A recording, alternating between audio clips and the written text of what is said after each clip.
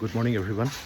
আপোনালোকে বিভিন্নজনৰ ব্লগত দেখি থাকে যে দাৰ্জিলিঙৰ সন্ধিয়াৰ পৰিৱেশটো বা দাৰ্জিলিঙৰ মল ৰোডৰ দোকানবিলাক সন্ধিয়া সময়ত যেতিয়া খুলি থাকে তেতিয়া কেনেকুৱা হৈ থাকে, কিন্তু মই আজি আপোনালোকক এটা কমপ্লিট ডিফাৰেণ্ট পৰিৱেশ দেখাব লৈছোঁ।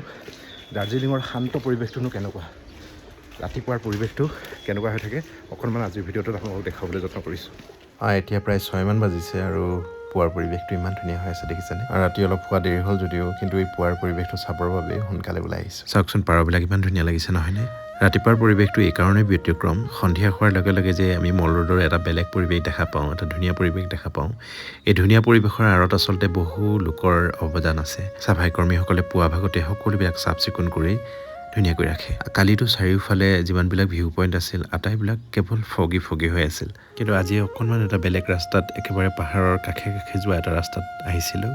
সেই ৰাস্তাটোৰ পৰা কিন্তু ভিউটো আজি যথেষ্ট ধুনীয়া। বতৰটো আজি যথেষ্ট মুকলি হ'ব যেন লাগিছে, গতিকে আজিৰ দিনটো খুব ধুনীয়াকৈ পাৰ কৰিম বুলি আশা কৰিছোঁ। আপোনালোকে দাৰ্জিলিঙলৈ আহিলে মল ৰোডৰ যদি অকণমান আউটছাইডে যদি থাকিব বিচাৰে তেতিয়া ভিউটো খুব ধুনীয়া পাব, কিন্তু অকণমান টেক্সি এইবিলাকৰ অকণমান অসুবিধা হয়, কাৰণ সকলো ৰাস্তাত টেক্সি সোমাবলৈ নিদিয়ে, আৰু সোমাবলৈ দিলেও সকলো সময়ত সোমাব নিদিয়ে। গতিকে আগতীয়াকৈ যদি আপোনালোকে হোটেল বুক কৰে তেন্তে আপোনালোকে লোকেশ্যনটোৰ সম্পৰ্কে আপোনালোকে তেওঁলোকক সুধি ল'ব।